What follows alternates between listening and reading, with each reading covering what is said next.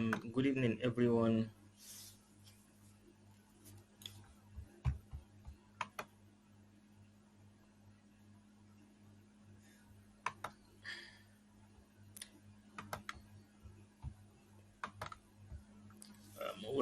Welcome to yet another session of the repeat of the first session. My name is Jafar Lawal, the presenter. And previously, we had a session on ComCare where we explained in details the fundamentals of ComCare and also some of the application building aspect. What we'll be doing, it's going to be a practice, a direct practice on the application, not only reading out the fundamentals. And for you to have access to ComCare, you have to go to ComCare HQ, where you are supposed to create an account. You sign up and have a ComCare HQ for yourself. You have an account for yourself. That is the first step. But meanwhile, ComCare is an application where is a kind of platform that gives you access to building applications. In the sense that you don't have to be a programmer. You don't have to be a programmer before you can build application using ComCare. The aspect of the coding and whatever has been taken care of. So you just need some little effort to come up with an Android application. It only runs on Android. So, and you can create either the Android version or the web version also. Or how do I put it? Let's say just the web version. So,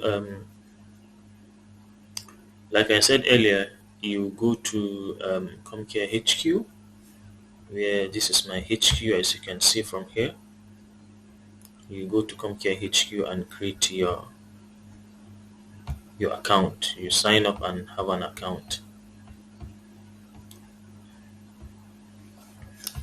So let's go directly to my own HQ. If you have done the same, just go to Google and search for ComCare HQ, like the name implies here. So, and create your own account. You sign up with your email, Gmail, and whatever, and have your own account. So after doing that, this is the kind of interface you are going to see from your own HQ. And what we have here at the top here is the dashboard. Then secondly, the report data user application. So also what you have here is still a repetition of what we have over there. The application, report, data, user, setting, and help. So, and the first thing you are expected to do when you are using ComCare, after creating your HQ, already you have it at the back of your mind, the application you want to build. Mostly the ComCare is being used to create a data collection application. Is a kind of data collection platform. But not only data collection, you can do so many things. You can track commodities, track the frontline workers, health workers. You can do so many things with ComCare. So it depends on your level of understanding and knowledge of the application for you to be able to build whatever you want to build. So now the first thing you are expected to do when you have ComCare already you have at the back of your mind the kind of application you want to build. Okay, the first thing you're expected to do is you go to from here, from the right hand side here. If you can see what I'm highlighting, you can see the setting, help, and a bell. So what we have here is what we call the project. So you are expected to create a project, whatever project you are going into. So you create the project from here. Yes, you can see mine. I have a project on AYJF. That is my organization, Africa Youth Growth Foundation. This is another um, project I did for Kogi, AYJF Kogi. This is a project on child healthcare. This is another project when I was coming up practicing on my own. This is one of the lessons I taught people. This is so you can see from what I have here, those are projects I have created. So you come to this place and name the project you want to do. Okay. Now let's go ahead to add a project. Like I've clicked on add. That is the first step you are expected to do. So you name the project. After creating a project, adding a project, it will bring you to this interface. So you are expected to name the project. Okay, let me call it. Let me call this project a repeat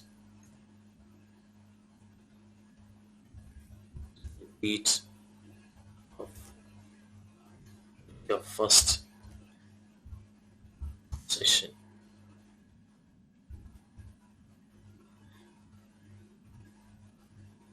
First lesson. Let me just say lesson. Hmm. I've now created a project. And mind you, while creating a project, you should know that you cannot delete a project after creating it. So far, that I don't know if ComCare has created a way where you can delete a project, but so far I've known ComCare you cannot delete a project after creating it. Sorry, my internet is really fumbling. I'm having issue with the connection.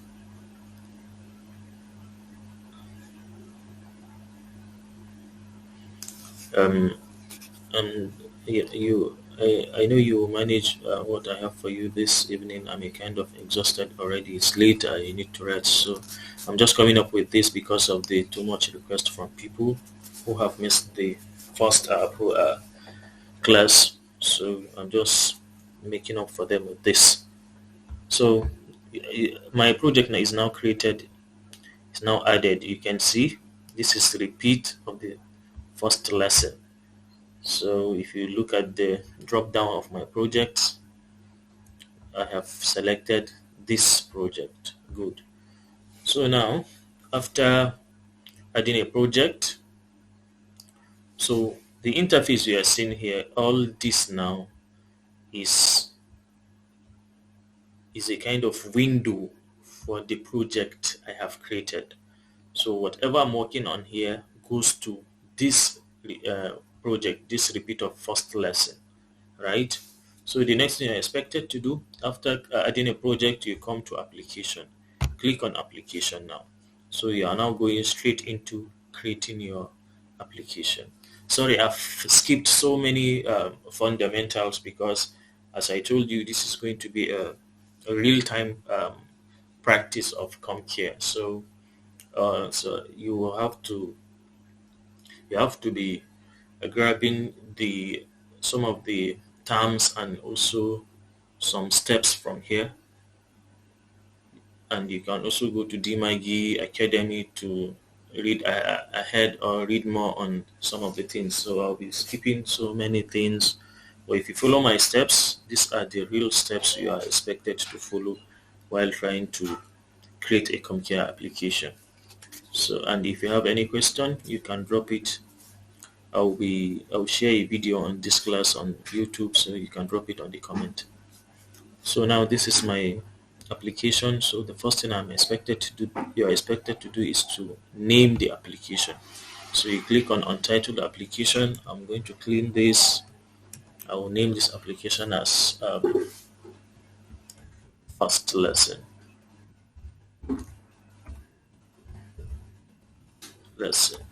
right? Good. You can also describe it. You give it a description, first lesson on ComCare, whatever. So I don't need that. Good.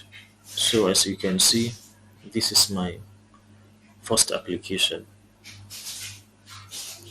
So the next thing you have to do is you go to this side where you see this positive sign. That is the module aspect.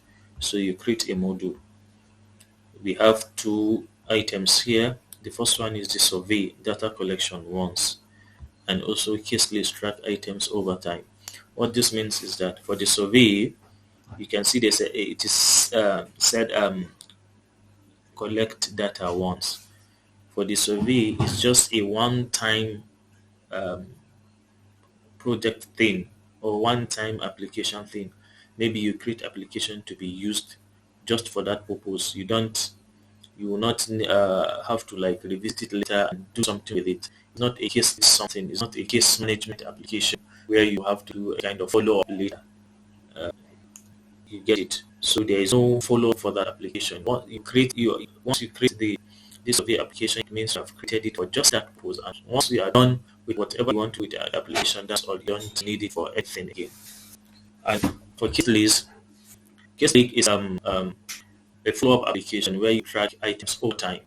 If you have created an application that involves case list, you, at long run you can still follow it up. You get is an application whereby you revisit all the time, as in time to time whenever you want to use it. You create an application for frontline workers. Once they go to the field, they administer it.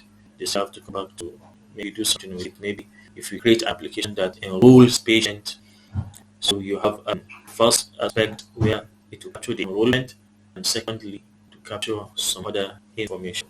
So once we go into application creation properly, you will see the difference between survey and also case list.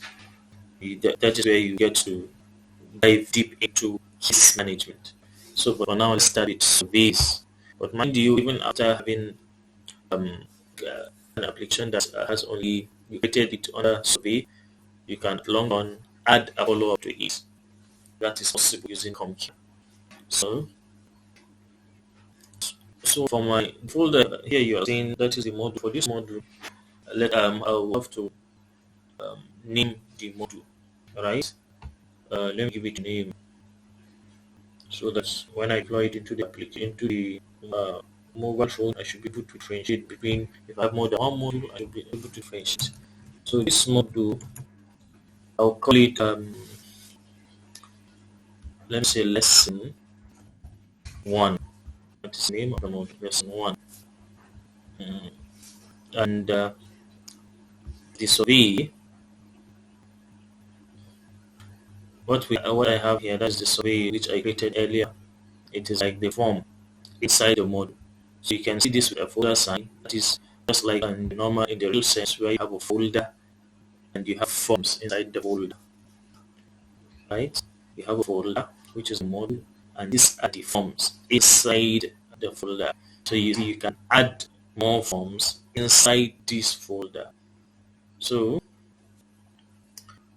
what I'll do now also is to rename this folder again.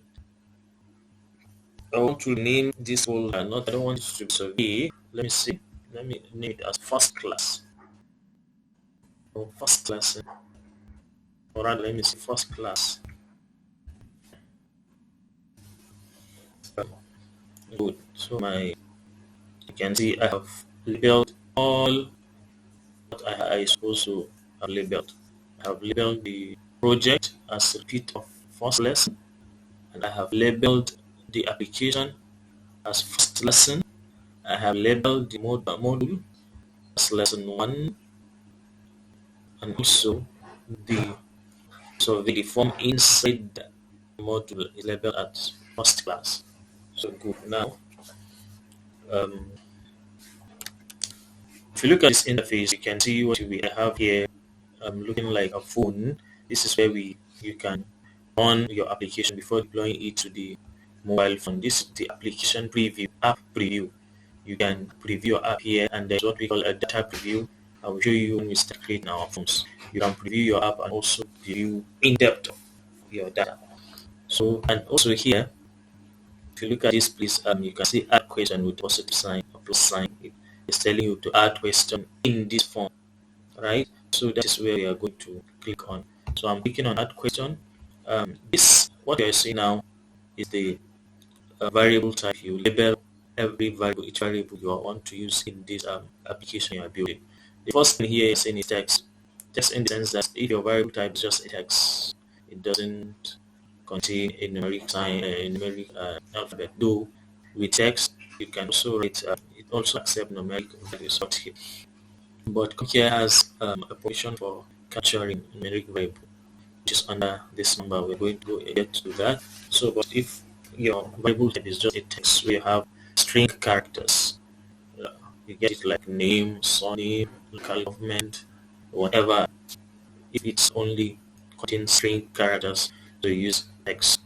For multi-choice, is a multiple select question where you can still have multi-choice and checkbox.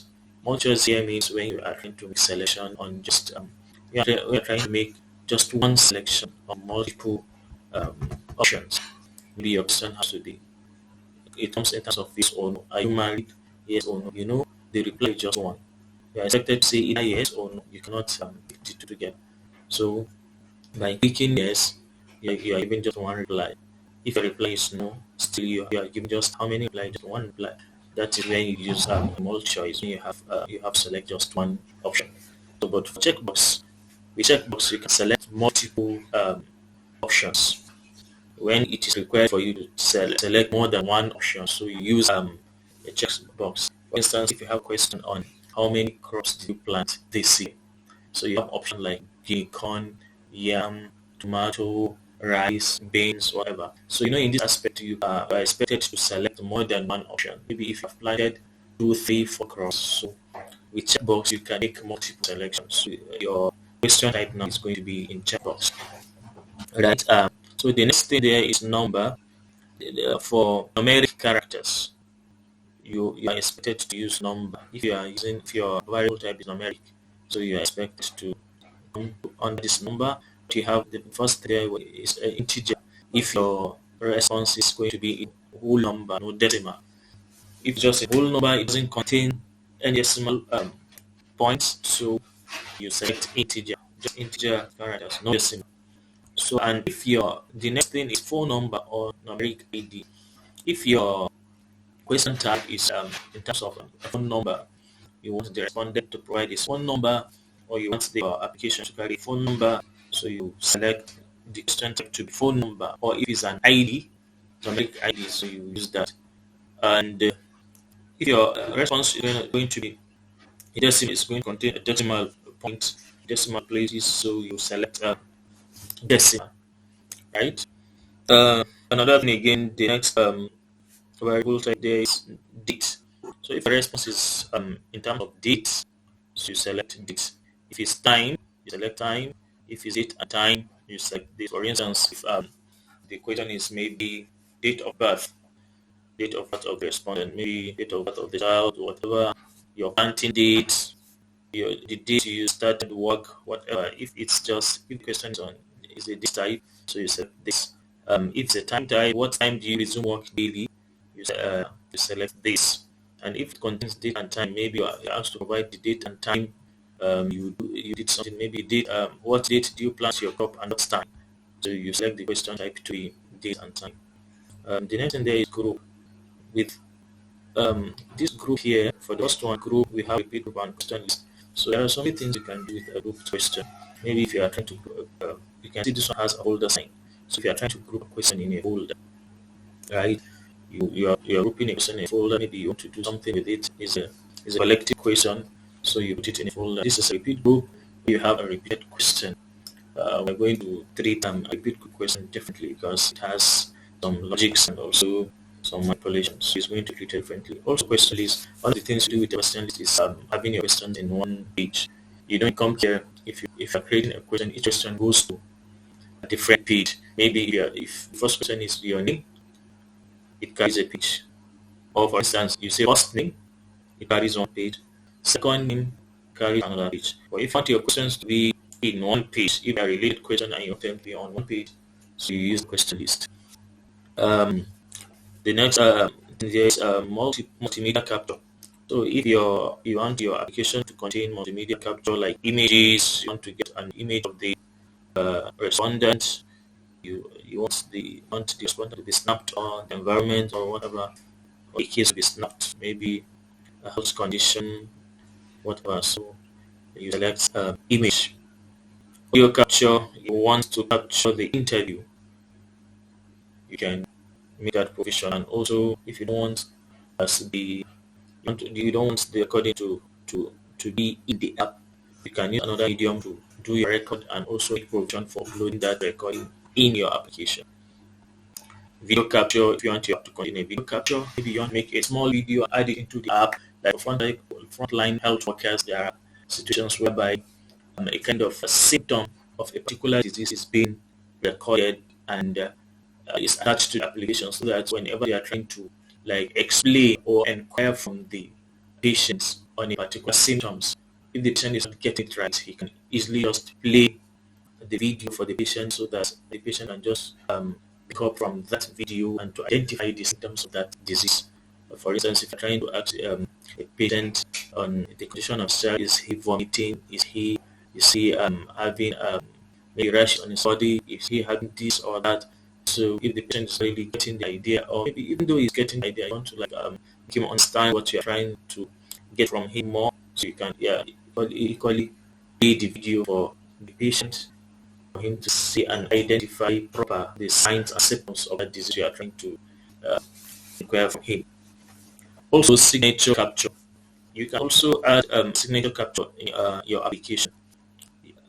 Maybe you want the respondent, you want to get the signature of the respondent, or maybe also the app user, the mobile user, you want to also get the signature of the mobile user, so you add the signature capture. Also, label. For labels, it's another variable type. If your variable type is in label form, you select label. You are going to see how we can use label in terms of building our application. Hidden value. Hidden value is a very wide and very logical aspect of our ComCare. It is a kind of variable that gives you an access to making calculations. I put that word calculation, you can calculate so many things. You can calculate using bits, percentage, anything that has to do with numeric calculations and other little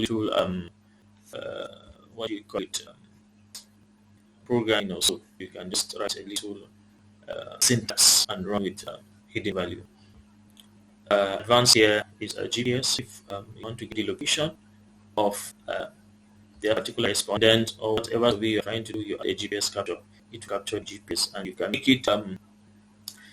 it physical in the app where the mobile user can just see and click on GPS capture, and you can make it hidden. There's a way you can make it hidden. The mobile user will not see it in the application, but it's there in the background recording for every form to record the position. The barcode scan, if your application entails using a barcode scan, to use a barcode scan. For instance, there was this survey we did for SFH, Society for Family Health, and it was on distribution of mosquito nets. So the first phase of the survey was issuing out advocacy aspect and issuing out mosquito cards. Sorry, mosquito net cards. We call it net card. So you issue a card to each what do you call it, to each respondent. You issue those cards to each respondent you visit. So it is, and those cards contain a barcode scanner. It contains a barcode scanner, and the barcode scanner is generated with a kind of information for a particular net you are giving us. So it is those net cards that the respondent is going to visit a particular facility, present the card, and collect those nets. protect the mosquito net after issuing the card. And what the issuer does, the mobile user does, is that whenever the respondent visits the facility to collect the card, all he does is scan the card.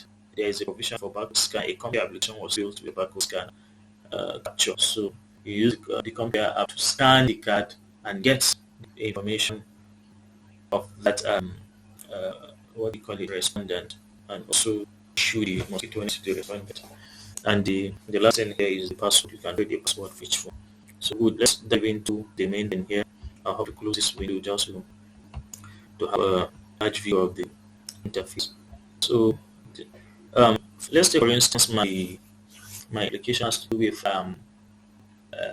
the first thing on my form is name. So I'll click on text. Name the text property. So it's very sorry. I will say okay. I'll call this first name, right? You can see the display type. You go under about explain that, sorry. You go to display type, display text, sorry, and label the variable as first name, sorry, first name, right? So the question ID, you can see every question has a question ID. So you define the question ID also very well. This is the question ID. Whatever you are typing as a display text, it is reflecting on the question ID space also. So if you don't want this question ID, you can equally click on it and type a different question ID. So, but for me, the first name as the question ID is okay for me, so I'm leaving it like that, right? And mind you, this question ID you are saying it doesn't accept spacing. You cannot space. Once you try to create a space, it will just when you click on the space bar on your system, it will instead of creating a space, it will rather insert it will rather is insert an underscore for you instead of space, so it doesn't accept spacing. So and also it doesn't accept numbers, right? And also other characters. All it accepts is alphabets. So you have the next thing here is required. If that question is very important, is it not a question that can be skipped? So you click on required, and as you know, first name is very very important. So I'll click on required. So whenever the mobile user is using the application, he cannot skip this question. It must be answered. If he tries skipping this question, the the app will bring him back and this question will be highlighted in red telling him you have skipped an important question, right? So and you can see some other things here. We have the display condition, validation condition, and mind you, if your app is not you're not having this logic expression here, you can equally come to this side, click on this and enable the logic media advanced windows. So now mine is enabled already, but for yours for the first time, if you're using it, it will not be enabled. So you can just come here and enable it. So with time, we will get to see how you can use display condition, validation condition, default value, whatever media and the rest. So let's go to the next thing. Add another question. We have added the first name. Let's say this is going to be the last name. Last name. Good. So I'm not changing my question ID. I'm okay with it as the last name. So, but all I'll do, I'll make this question required. All right. So the next question, maybe I'll say date of birth. So I'll come under what date and click on date. Right. So and I'll call this date of birth. Right. So Okay with the question ID and it's also a required question. Good. So, and mind you, date of birth, when you are trying to get the date of birth of a particular person, you know, date of birth cannot be in future. It has to be in the past. So to avoid mistakes, maybe the mobile user might make a mistake of having the date of birth in future. So to avoid that, you come to validation condition. You validate this question, right? You validate this question to avoid um, putting the date of birth in future, but rather in the past. So, and this is how you go about it.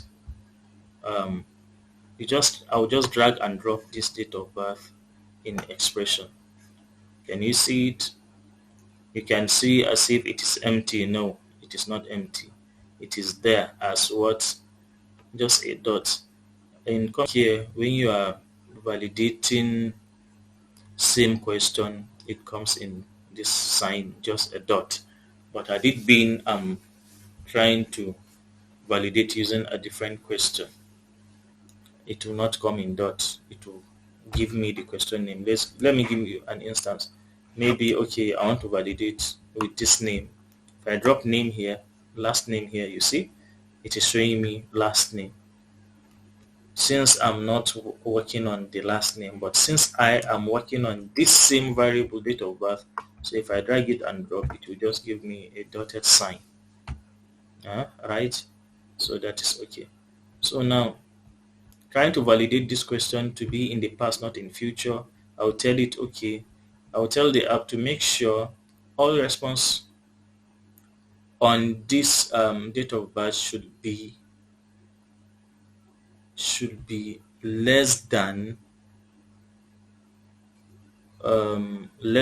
or equal to today. Why I said less than or equal to? Maybe if the question is on a newborn, you know, he can be his date of birth can be today. He can be giving birth today. So but if it's dealing with just an adult, so you can just say, okay, date of birth should be less than today. So this is how you do write the syntax. So less than today, parenthesis, right? So that's it. So for every response on this date of birth, it can never be in future. It has to be in the past. So good, I will save it. So the next question will be, let's say phone number of the respondent.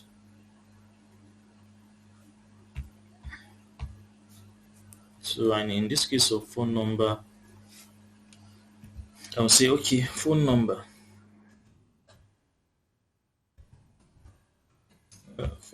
sorry, phone number. And for the questions type, I'm still okay with the phone number. I'll validate this to be an important question. And also, I want to validate this phone number. You know, phone number here in my country, Nigeria, our phone number is in 11 digits when you are considering the first zero. But if you are not considering the first zero, the phone number is usually 10 digits. But let's follow the normal standard with the 11 digits. So now I want to validate the question, the phone number to be 11 digits so that whenever there is a mistake in typing, whether if the mobile user types anything less than 11 digits, he cannot move forward. The app will prompt him to come back and correct those digits to be 11 digits. So now in this case, I'm not writing the syntax here. There is nothing I'll drag and drop, but rather I'll go to what do you call it? I'll go to show advanced mode and type just a little syntax. I'll tell it string length. I'll tell the system to make sure the string length in parentheses of this question, sorry, String length of this question must be 11 digits.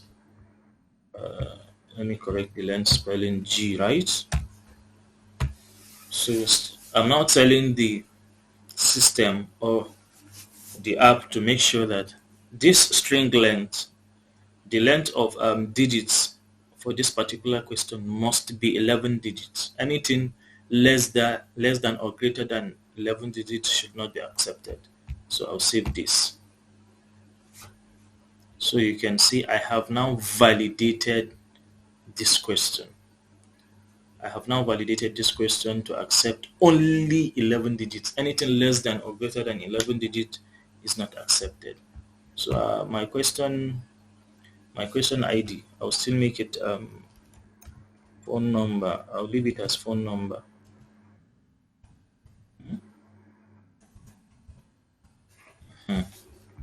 So the next question should be, let's say gender.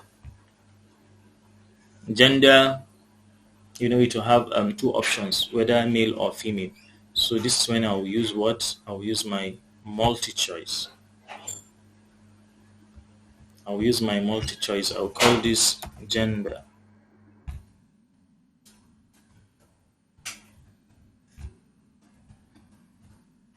So I'll make it a required question, and you can see it is now asking me to add a choice. Since there is a multiple choice question, so I'll say one. The first choice should be male, and another choice is female. So in this aspect, you have to select whether male or female. Uh, and I'll add another question by saying, okay, let me add a question that will warrant me to use an if-else condition. So I will say, add a question that has to do with a multi-choice too. And I will say here, are you pregnant? This is a question. Are you pregnant? Uh, the option should be in yes or no. Okay. Option one is yes. But the second option is what? No. Good. So are you pregnant? So I want you to look at something here very important. This question on are you pregnant does not apply to this option. On gender, it doesn't apply to a male respondent. You have to be a female to be pregnant, right? Though I don't know whether there are situations where male get pregnant, but as far as I know, in Nigeria, it is only female that give birth. So these questions now only implies on the female respondent. So I want to create a condition rather, to make sure it is only a female respondent that this question will pop up for her. If the option selected is female, so that is when this question on are you pregnant will pop up. But if the response is male, it will skip this question on are you pregnant and go to the next question. Sorry, I'm a kind of exhausted. That is why you can see I'm making some little errors in my spelling. So let me correct this. Are you pregnant? Good. So this is how we go about validating this display condition, or rather is a display condition. So I'll now tell the app to, okay, I'll go to display condition. I'll tell it to only display this question if the response for the previous question is female. You can see the if condition. If the response for the previous question is female, then come up with this question. The next question, are you pregnant? But rather, if the response for this question is what? Is male, then skip the next question of are you pregnant? So this is how we go about validating it. So I'll now tell the system, okay, if this response, sorry, the previous question, if the response for this question is female, you can see if it's equal to female, then display the next question. So you can see from my display condition for this question, are you pregnant? So this is what it implies. If the response for gender is female, then display the question on are you pregnant? But if otherwise, if it's male, don't display this question. I hope you understand what I'm trying to do here. So good. So let's add another question to round it up. I think we have almost an hour. I want to show you some other things. Okay, let's add an integer questions. An integer question like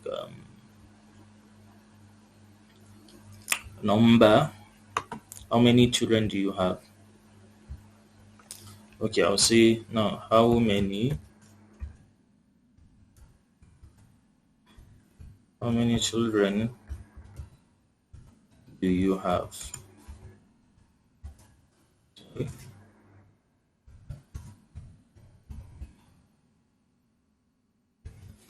How many children do you have?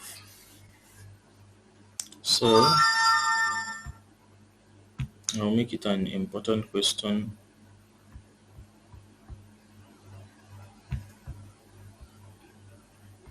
So I think it's okay. Um, I think the questions are okay for this lesson.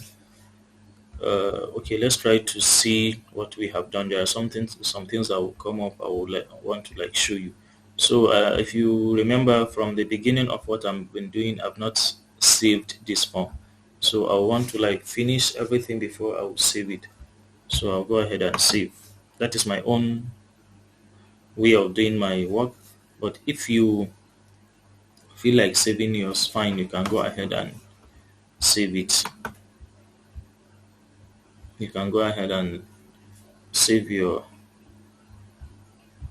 be saving each question as you are creating it, but in my own case I prefer to finish everything before saving it. So now let me go to the app preview this and look at the app I've created so far. So I'll click on start, and you can see the module here. What I have here, lesson one, and you can see the form inside first class. I'll click on first class. So, and the first question here is the name. I'll say, okay, my name is Jafar. My first name is Jafar. And as I told you, there will be need for you, if there will be need for you to have some questions on a particular page. So you create a question, a list to have those questions in a particular page, because the default ComCare setting is creating questions on different pages. For each question you have created, it will carry a particular page. But if you want to have some question in just one page, so there is a way you go about it using the question list. But let's go ahead with this. I will show you how to put all the questions in one particular page. So my first name is Jafar. My second name is Lawal. Huh? Then the next question says date of birth. Okay, my date of birth now is 15 September 1984. So I will go to 1984. Oh, let me just select anything. This is just okay. 1984 is here. September. You change it to September. Or let me just leave it in May. 15th. Good. So that is my date of birth. So you can see now, let me show you something about the validation. It has accepted my response now. I told you I have validated these questions to be in the past, not in the future, because you cannot have a date of birth in the future. You can only have expected delivery date in the future, but not the date of birth in the future. So now let me change this response to future, and you will see how the app is going to reject my response. So now in future is going to be like maybe in 20, we're in 2022, right? May 2022, 15th May 2022, I knew. Good. May 15th, 2022. Did you see the pop-up message? The answer is outside the allowed range.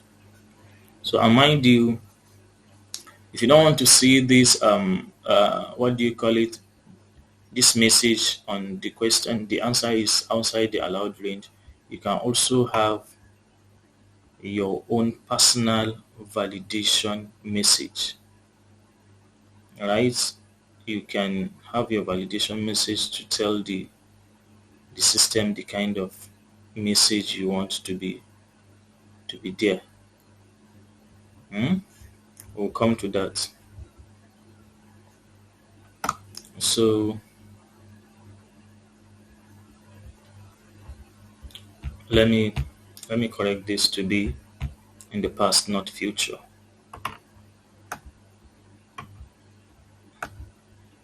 Good. So it has now accepted this question. So this response, sorry, phone number. So also phone number, my phone number is 00 070 35334933.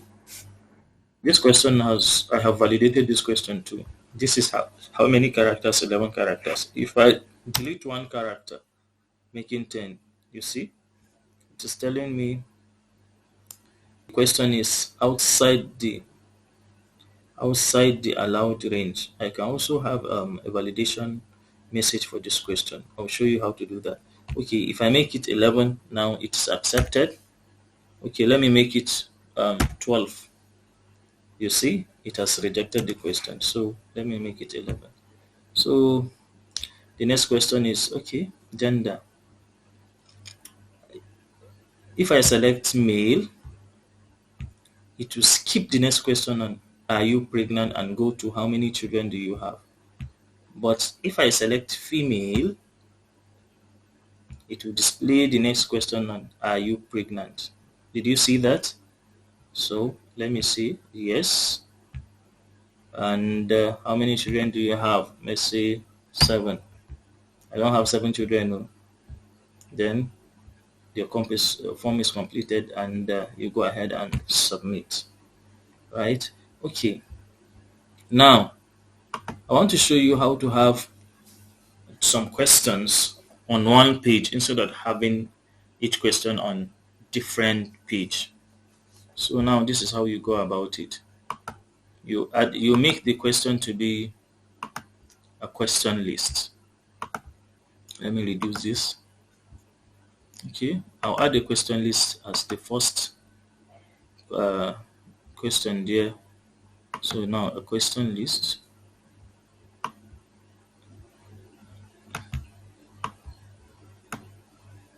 So if you like, you label the question. If you question list, if you like, you don't label it. But let me see. Let me call this question bio information. Let me just say bio info. So bio data. That is the question list. So now I'll have to add all these questions to the question list.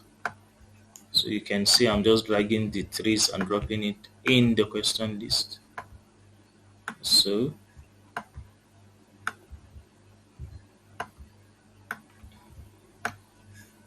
good. So I've saved it. And again, let me show you how to have validation message instead of the default validation message. For all the questions I've validated date of birth, you can see.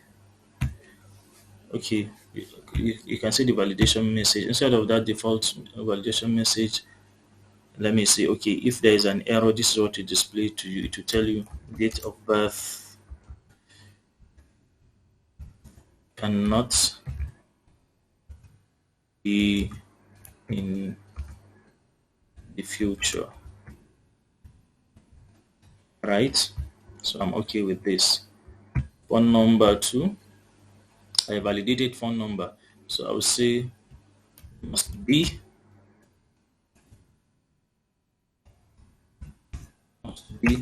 11 digits.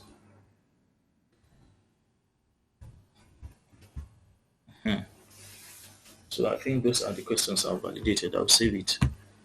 So now let's go to the app preview and see what we have. I'll refresh it and see how our questions are going to be on one page, and good. So you can see now all my questions are on one page, not on different pages.